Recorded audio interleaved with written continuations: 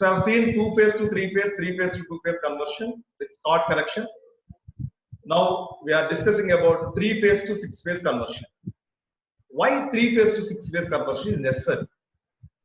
Especially in some applications like thyristors, rectifiers, six-phase supply is required. Okay, you know the bridges, rectifier bridge, thyristor bridge, rectifiers. Therefore, it becomes necessary to convert three-phase into six-phase. So how to convert? By using three identical single-phase transformers, you can see here. By suitably interconnecting them, it can be achieved. You can see the first picture. The primary winding is connected either star and delta. Any fashion it can be connected. Whereas if you see the secondary, it can be split into two halves in some of the connections. So the conversion from three-phase to six-phase can be obtained by using two similar secondary windings of each of the primaries of the three-phase transformer. So every transformer will have one primary and two secondaries like this you can get if you see this picture. So normally this three-phase to six-phase conversion is possible by different connections. The way you are connecting the secondary, there are different ways to get that. Okay, you see what are the different types of connections. Double delta connection, double star connection, six-phase star connection, diametrical connection. So there are different schemes to get three-phase to six-phase conversion. Let us see the first one. Double delta connection. If you observe here this picture, you can see the primaries are connected in star. The primaries of this transformer is connected in star. There is a common point ABC given supply. And if you observe the secondaries here, because the secondary is split into two parts, here you see A1, A2, B1, B2, C1, C2. First you see this group, it is connected in forward delta. Forward delta means A2 connected to, if you observe this one, it will start with A1. A1 connected to B2 and B1 connected to C2 and C1 connected to A2. So this is forward delta. Start with A1. If you see the second points, that means A2, A4, A2, this transform, A4, B4, C4. This is reverse delta. Reverse delta means it starts from, if you observe where it is connected, this one, B2, previously A1 connected to B2, like this it has come. Now if you see A2 and C1 connection, so it is connected, B1 connected to C2, C1 connected to A2. It is previous one. Now if you see the present one,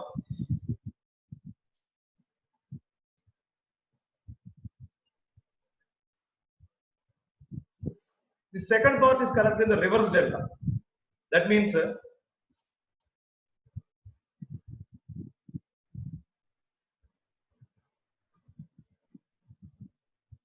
see here A2 connected to C1 and C2 connected back to B1.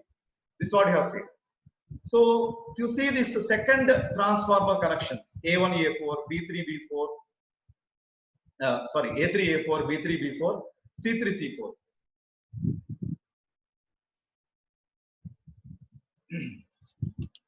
How they are connected?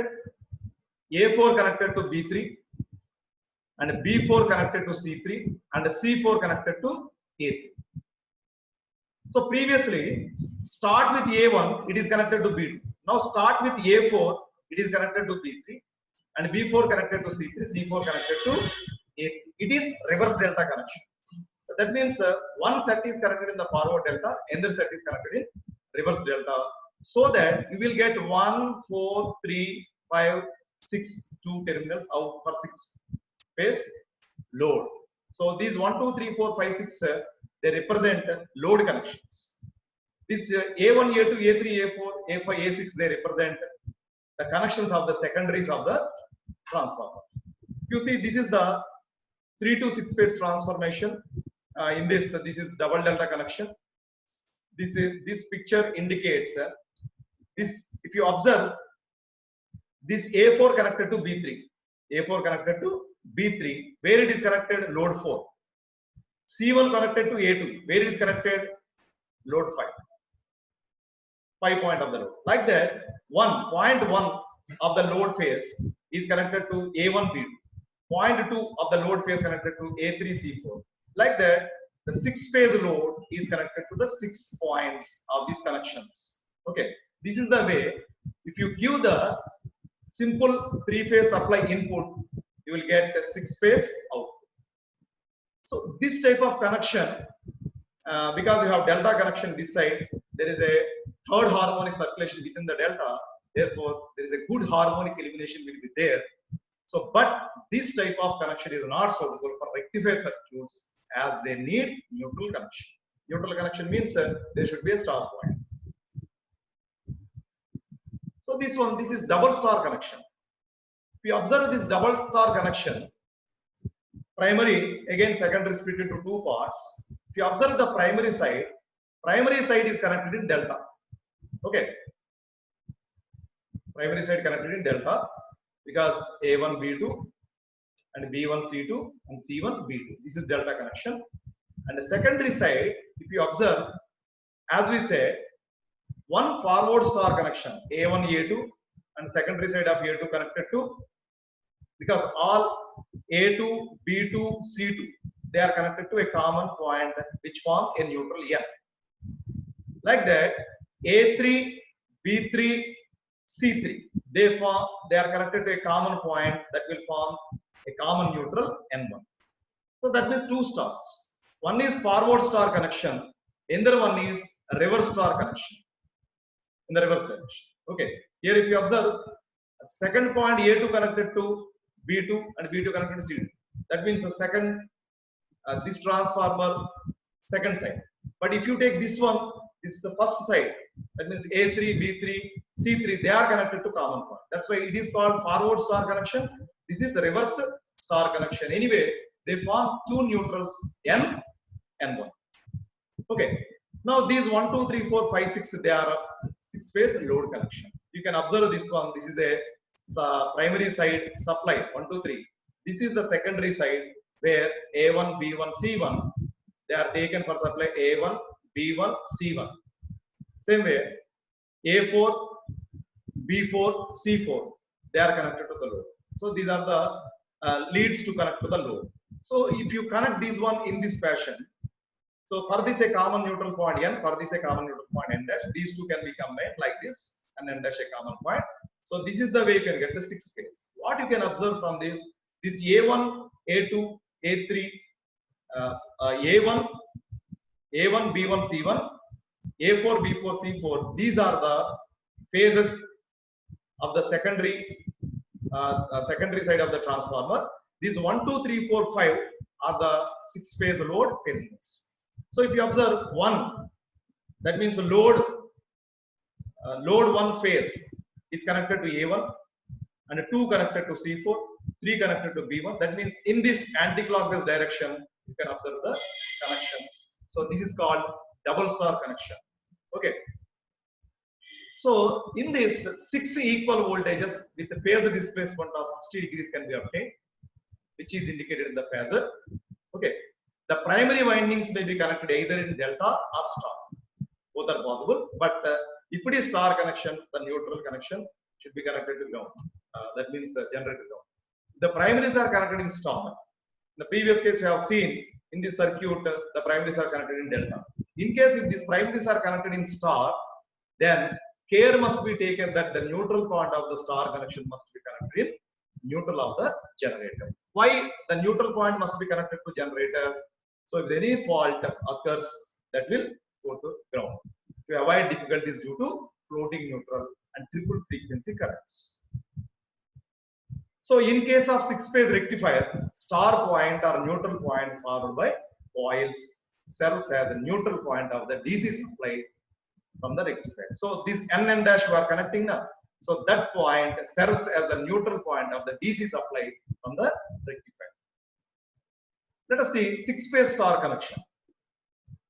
Third scheme. In this 6-phase star connection, if you observe this primary, how it is connected? It is connected in. So because A2 connected to B1 and B2 connected to C1 and C2 connected to A1. So on each single phase transformer, there is only one winding on the secondary side. In the previous case, if you observe, the secondary winding is split into two parts. But in this phase, in this scheme, the secondary side has only one secondary winding if you observe.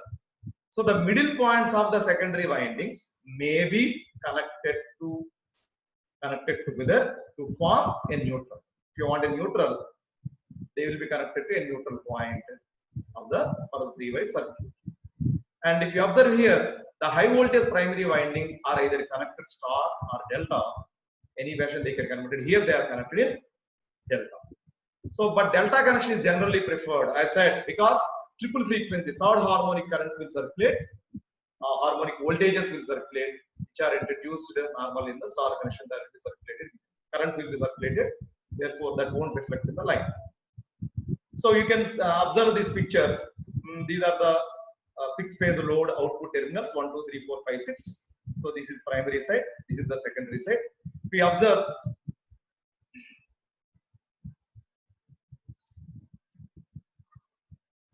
We observe here. So how they are connected? A1 connected to 1. This is connected to 1. A2 connected to 4. B1 connected to C3. B2 connected to 6. Like that C1 5, C2 2. So you can see anti-clockwise direction, the load terminal. This is 6-phase star connection.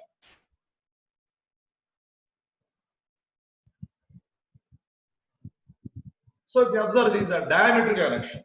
Diametrical means opposite each other. Okay. So if you observe this connection,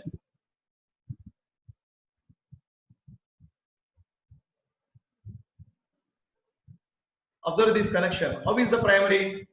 Again, A2, this A2 connected to C1 and B1 connected to C2, C1 connected to A2 and B2 connected to A1.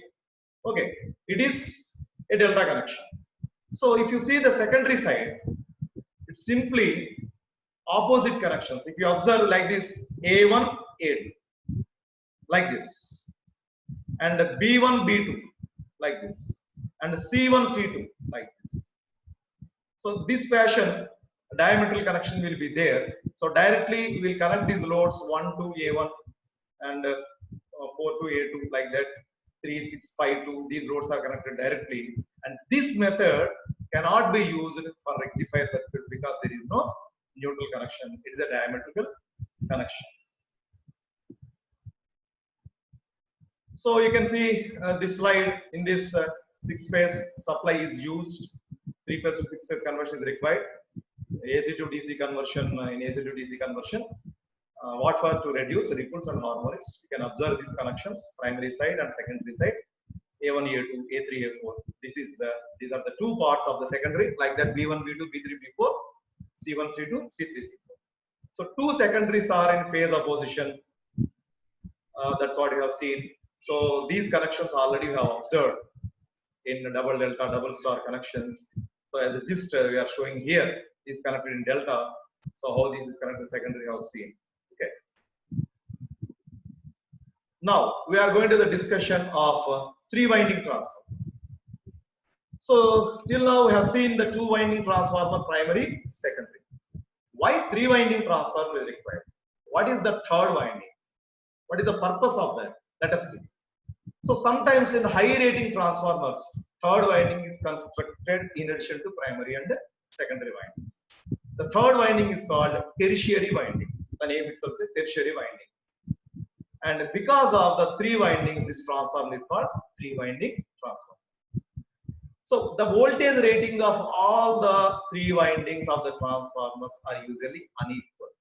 Voltage ratings are unequal. Okay. The primary winding has highest voltage rating.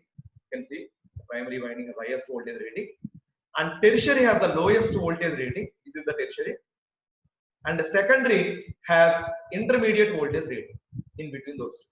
This has the lowest voltage rating. So kVA ratings of the three winding transformers is unequal. Normally we say the kVA rating on the primary side, secondary side, they are same, but here the kVA ratings rating is unequal. So you can observe here the diagram of the three winding transformer. This is the primary star, secondary star with a neutral connection, and the tertiary is delta connected. That you keep it in mind. Why all these we'll discuss. The main advantage of the three winding transformers is an economy of construction and their great efficiency. You can see the schematic diagram of the three-phase transformer on the single core, winding 1, winding 2, winding 3 are there. The currents are given, represent this is V1 actually, V3, V1 I1, V2 I2, V3 I3, T1, T2, T3 are the number of turns. You can see the dot convention. So for ideal transformer, V2 by V1 is V1. V2 by V1 is equal to T2 by T1. Same way, V3 by V1 is equal to T3 by T1. Voltage ratio, if you take. Therefore, if you see, if you multiply these two, you will get T3 T2 by T3. Therefore, I1 T1 is equal to I2 T2 is equal to I3 T3. That means MMF in the each winding is same. Let us come to the further discussion. The most significant advantage of the three winding is that the harmonic generated by the primary and secondary winding extinguished by the third winding. Because third winding is delta connected, you can observe here. Third winding is delta connected. As I said, the third harmonic means sine 3 omega t, like that. If you take all the sum of all the three voltages within that, the sum is, that means the third harmonic will be circulated within that, and that won't be felt. The third winding is connected in delta, as I said. The voltage of the tertiary winding differs than the primary and secondary winding. It is definitely different from other two. It is used for supplying power to auxiliary appliances. What is the use of this tertiary winding? It is used to supply the auxiliary appliances like fan, tube light, etc. of the substations. Because substations, we have some auxiliary equipment for cooling purpose and lighting purpose. They are there. For that, there must be some winding, some transformer winding must be there to supply for that. Because primary, secondary, they are doing their job. So other winding, third winding, it will supply power to these fan, tube lights, etc. for the substations. And tertiary winding is used for the following applications. What are those? The reactive power is supplied to the substations with the help of tertiary winding. I told reactive power is very important thing in the substations, because if the more absorption of the reactive power is there, voltage will be dropped. If the more generation of the reactive power is there, voltage will be raised. So reactive power management is important. That's why for this tertiary winding, we will connect reactive power compensation circuits. So we'll understand this one in the higher semesters, how this tertiary winding is there, reactive power injection methods, these things will come in the higher semesters. So the tertiary winding reduces the impedance of the circuit so that the fault current easily passes to the ground. Because it reduces. In the fault analysis also this will be used. Once the impedance is reduced, the fault current finds the lowest path. So therefore, the fault current goes to that lowest impedance path. Therefore, the rest of the system will be protected. So it is used for testing of high rating transformers. Okay, these are all we are discussing about the tertiary winding. Tertiary winding transformers are currently being manufactured with a tertiary VA rating up to 35% of the VA rating of the transformer. So these transformers, the rating up to 35% of the normal rating is general criteria. Let us go to the equivalent circuit of the three winding transformer. You can observe this is the primary winding, secondary winding, tertiary winding. So R1, R2, R3 are the resistances, and X1, X2, X3 are the leakage reactances. In case if the exciting current, magnetizing current is considered, then R0 X1 also will be taken into consideration. So you can see V1 primary winding voltage, V2 secondary voltage, V3 tertiary voltage, winding voltage, and these I1, I2, I3 are the respective currents. Okay. Let us go ahead with this, how to calculate these parameters. So just like how we are going to calculate the parameters in the equivalent circuit by open circuit test and short circuit test. Same way here also, we can calculate these parameters by conducting this test. You can observe here short circuit test. Short circuit test here you see normally there are 3 windings, primary, secondary, tertiary. And generally in the short circuit test, which side will be short circuited? Low voltage side will be short circuited, and high voltage side we are going to connect the meters, voltmeter, ammeter, wattmeter, and the reasons already we have discussed. So consider the Z1, Z2, Z3. So let us see the circuit Z1, Z2, Z3 are the impedances of the 3 winding transformer. So these impedances are considered as base for performing the short circuit test. So for short circuit test, 2 windings is short circuit and 3rd winding is kept open. So in this we will observe that in the short circuit test, 1 winding will be given supply, 1 winding will be short circuited, and 3rd winding will be kept open. In normal 2-phase transformer, we have seen high voltage side, the meters are connected, test is connected, and low voltage side is short circuit. So, but here 3 windings are there. Now, 1 more winding is open circuit. So, in the first step, there are 3 different ways of conducting the short circuit test. In the first short circuit test, consider the winding 2 is short circuit. Let's say winding 2 is short circuit, and the winding 3 is kept open. Where you are giving supply in the winding 1. You observe winding 1 is given supply, 2 is short circuited, 3 is open. In such case, it is just like a normal 2 winding transformer test. So, what are the things you are going to get? You are going to get Z12. Actually, this is V1 by I1. Voltage by current is called Z12. You are going to get here the impedance. So, from this test, because you are applying low voltage on this winding 1 side, then that small voltage is enough to circulate the full load current in the winding 2. So from this test, voltage, current, power input to the winding 1. What is the power input to the winding 1 can be measured. Z12 indicates the impedance of the winding 1 and 2. We can calculate the Z12 as the ratio of these 2 currents. So from that you can calculate what is the resistance, because P1 can be calculated from the wattmeter, the short circuit test. So P1 can be calculated. So from the test we can calculate R1 is equal to P1 by I1 square. You can calculate X12 square root of Z12 square minus R12 square. So from that you can calculate what is Z12. Z12 is nothing but R12 plus JX12. That means sum of these 2 impedances, because it is open. Sum of these 2 impedances, that is Z1 plus Z2, that can be obtained. So where Z1 is equal to V1 by I1, P1 is equal to V1 by I1 square. You can see that. So let us see the second test. Second step. In this, we are going to calculate Z12.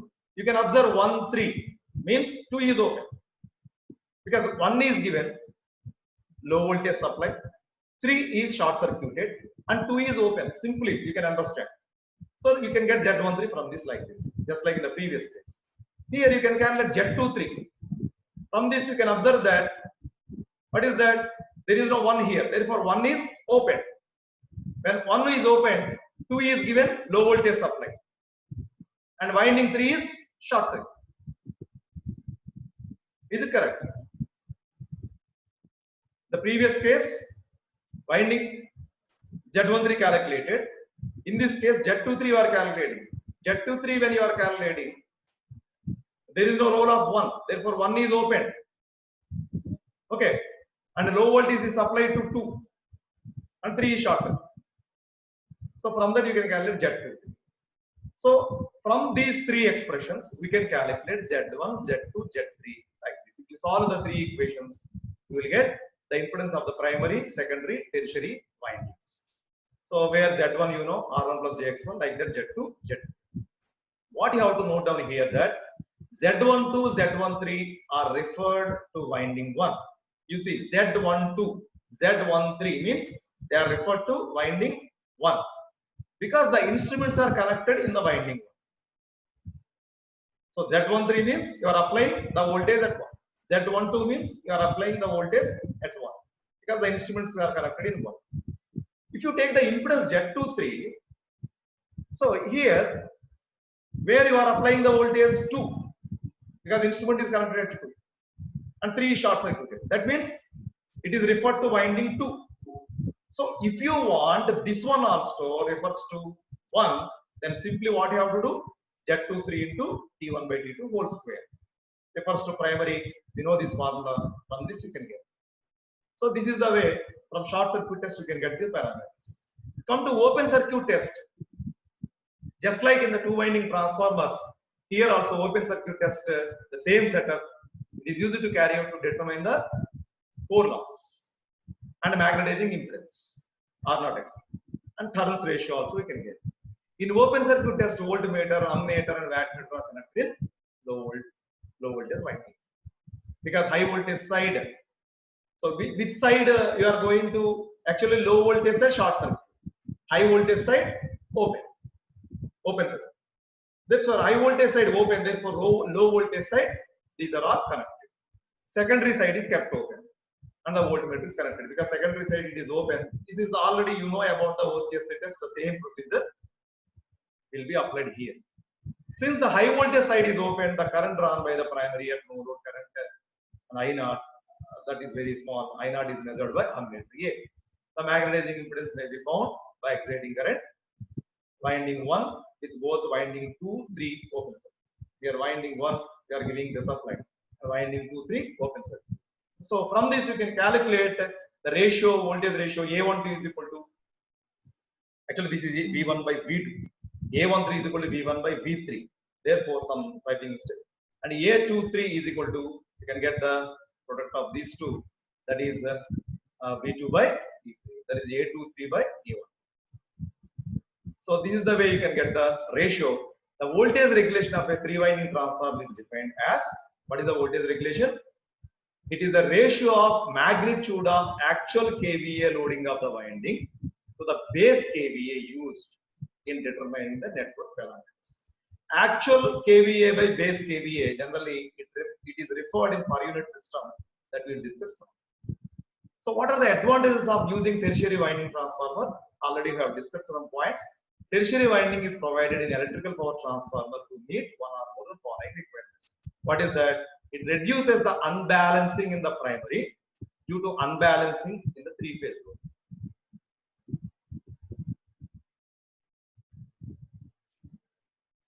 And sometimes it is required to supply an auxiliary load in different voltage level in addition to secondary load, main secondary load. As I said, the fan load, light load, and for the auxiliary supplies and the substation, that is required. The secondary load can be taken from the tertiary winding of 3-winding transformer. Okay. As the tertiary winding is connected in delta formation, a 3-winding transformer, it assists in the limitation of fault current in the event of short circuit from line to neutral. Because in the delta connection, as we said, what are the advantages? So some more points we can add here. Tertiary windings are used to supply substation auxiliaries. That's what we have discussed. And synchronous capacitors, I told reactive power compensation equipment. Compensation means that means it will either supply or absorb the reactive power so that the generating reactive power equal to demand. So for that case, some compensators are required. So synchronous capacitors, static high voltage capacitors, these are all compensators. They are connected across delta connected output of the tertiary winding for reactive power injection into the system. So at this point, you may not understand very in depth of this, but you will understand this in the IS semesters for either power factor correction and voltage regulation. Power factor correction is very important. The power factor must be brought to the near to unity so that more economical operation is possible. So for the power factor correction, voltage regulation, these reactive power management is very important. For that, this tertiary winding will be used. Tertiary windings are used to interconnect three supply systems operating at different voltages. A delta connected tertiary reduces impedance offered to the zero sequence currents. I told already, sufficient depth fault current for proper operation of the protective devices. Actually, this tertiary winding also used to connect the protective equipment like relays, circuit breakers, etc. Tertiary can be used for measuring voltage of high voltage testing transformers. Supply of single load from two sources where continuity of supply is important. So in all these cases, this tertiary winding is required. So let us finish the topic, the per unit system. So because in the previous session also I told different components have different units. If you take resistance in ohms, and voltage in volts, current in amperes, and other kVA rating, etc.